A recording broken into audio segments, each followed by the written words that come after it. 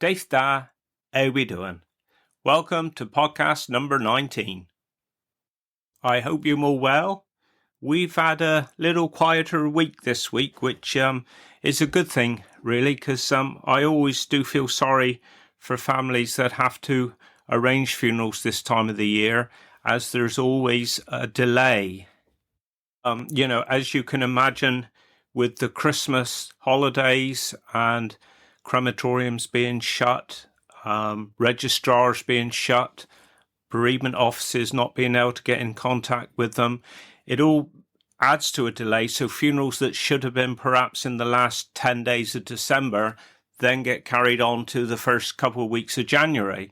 And then traditionally we've always been fairly busy this time of the year, and quite often it usually takes to the end of January for the time scales to get back to normal.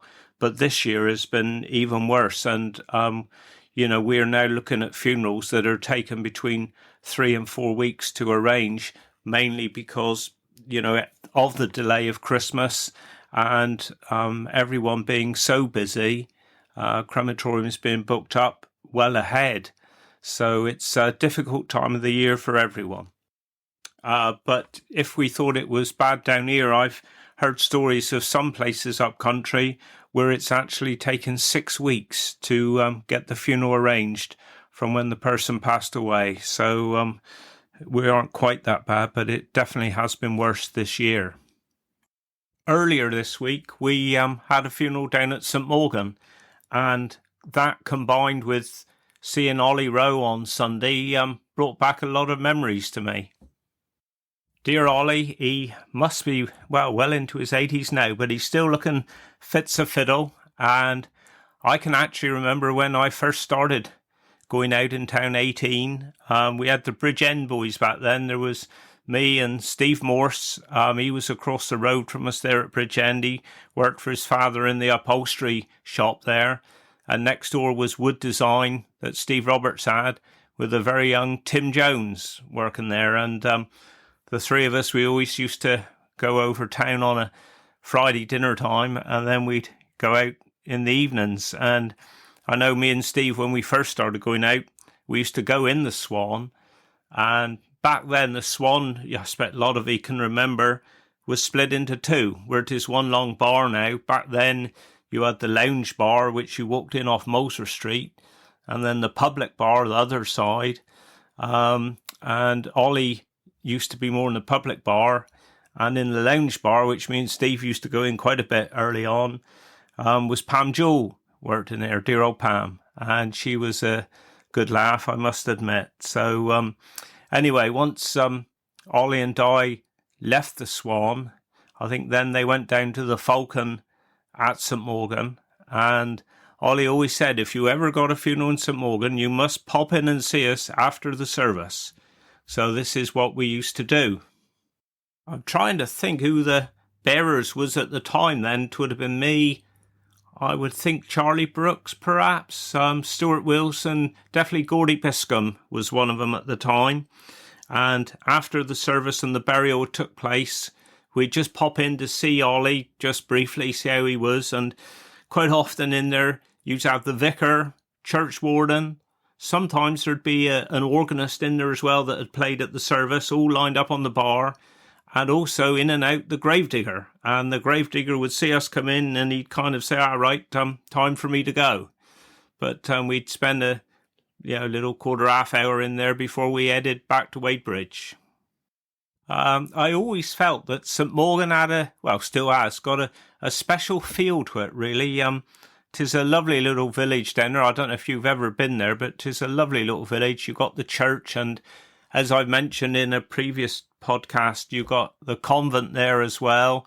And it's a really peaceful village. And then, of course, just a mile or two up the road at Trevenna Cross, there's a half-decent florist up there as well. Another funeral that I remember taking there a few years ago, very large attendance, a very popular chap, and it had a definite Beatles flavour to it. We had Beatles music as we went into church and as we come out. And then I had the shock of my life, really, because as we was walking down the pathway down to where the hearse should have been when we come out of church, the hearse wasn't there, but in its place was the Beatles Magical Mystery Tour bus. And I thought, well, with the Beatles connection, is this something that the family have arranged and forgot to tell me? So I just walked back and I said, oh, what's all this about? And they said, we haven't got a clue. So then I had to walk down and try and find where my hearse had gone.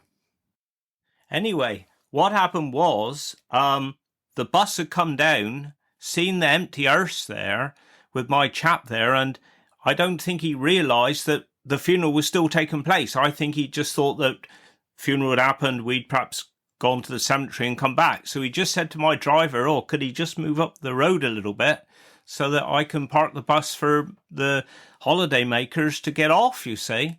So, of course, that's what happened. And to give you the background, because a lot of you might be thinking, well, what on earth is the Beatles bus doing in a little village in the middle of Cornwall? Well, it all goes back to 1967. And the Beatles, I don't know if you've seen the film The Magical Mystery Tour, but they were doing a bit of filming going around on the bus, and they spent quite a bit of time down here in Cornwall and in the Newquay area. And legend has it, and I think I got my facts right here, but I might be wrong, but I think I got my facts right. There was a local chap who sold eggs to all the hotels and restaurants or whatever. I think he was called Ted Odell, if I'm right. I could be wrong, but I think I'm right. And he went into one of these establishments with his eggs, and he went into the room and the Beatles was there. And I think the story goes along the line that John Lennon turned around and said, who are you? To which he replied, I'm the Eggman. And legend has it that that's where John Lennon got the idea for I Am the Eggman in the song I Am the Walrus. There is another version of how he got that with, I think it involves Eric Burdon and that, but this in an X-rated podcast, so I won't go down that way. So then, years later, I think it was Ted himself that started these tours where holiday makers would get on a replica Magical Mystery Tour bus and he'd take them around all the local bits and places where the Beatles had filmed for the actual film all those years ago. So anyway, going back to the day of the funeral, we then got the bus to just reverse up the road a bit and we got the hearse back into position and all was well. Also this week we were at St Neville for a funeral, and this reminds me of another encounter that I had with the bus on a funeral. Funnily enough, both times, the service this week and back then, I was with the same vicar, the lovely Andrew Turner. Lovely chap, think the world of him. I can't understand why more people don't like him, really, but no, I'm joking. No, honest. He is a lovely chap. And what happened then was we was stood there. This is going back a few years now. I think it might be 6 or 7 years. I don't know. And we was stood out by the church there, by the entrance gate, waiting for the hearse to arrive, which would have been there in 3 or 4 minutes' time. And then to our horror, reversing back came a bus with full to capacity of holiday makers. Now, obviously, Mehdi that was driving the bus, he must have seen all the cars, but perhaps didn't realise what was happening. So he reversed back, and I say these holiday makers, they just started flooding off the bus. So Andrew and I, we looked at each other, and I thought, what are us going to do here? But Andrew, he got into gear before me, and he started striding towards striding towards the bus.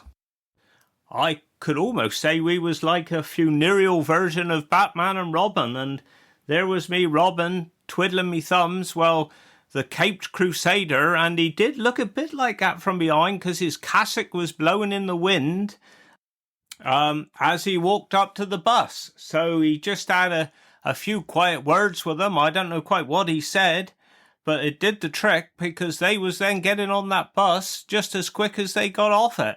So they all loaded up and the bus pulled away, and just as it was pulling out of the car park, the hearse arrived and took its place. So, what I was going to talk about now, I think I'll save for another week, because I'm on a roll now with buses, and it did make me think of one other part of my life where buses was involved, and that's when we was going out St Austell sixth form. So back then, there was a whole gang of us. What we should have done really was gone Bodmin sixth form, but it was kind of the in thing to go out St Austell for the 2 years after we left the comp. But when we did that, obviously we had to pay £1 a day to go on the bus, and the bus was provided privately. And well, back then, you couldn't do it these days, but back then what happened was that they'd taken all the seats out and pushed them a little bit closer together so they could have a few extra rows of seats to get more people on. There weren't no seat belts or anything in those days. And what shall I say? 'Twasn't the most modern of buses. You'd have moss growing on the inside of the window.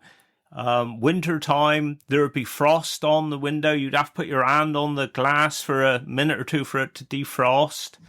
And we didn't have a radio on the first one, but then the second one, we did have a radio, but every time the driver put his indicators on, you'd hear the clicking of the indicators coming out the speakers. But we didn't mind that, because at least we had a radio. And our driver at the time was dear old Ted Gardner. Now, Ted was an old family friend. He was in St John Ambulance with Father, so I'd known him all my life, really. And Ted actually worked out the tech at St Austell, which was just down the road a little bit from St Austell sixth form. So Ted would drive us all out in the morning. He would do his day's work in the tech, and then he'd drive us home in the evening. And I do actually remember sometimes Mrs. Buscombe from along Egglesdale Road there, dear of her, she used to play the organ for us a bit at funerals. She's gone on now, dear of her. But we'd pick her up on the way as well, and she'd jump out at Penwithwick to see her relatives, and then we'd pick her up on the way back.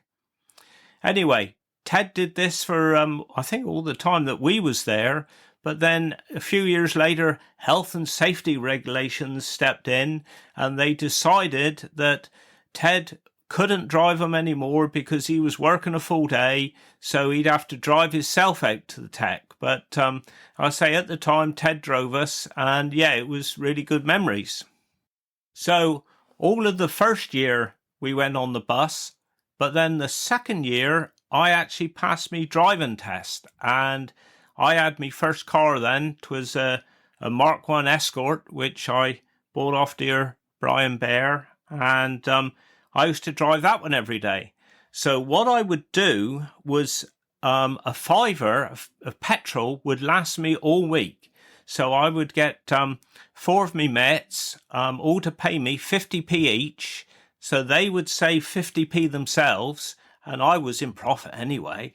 And I would drive them out, so we would leave 15 minutes later or 20 minutes later than if we was catching the bus. I'd drive them out there in my car and then bring them home again afterwards. So say the last few months of the second year, we didn't actually go on the bus, but that's my other story about buses anyway.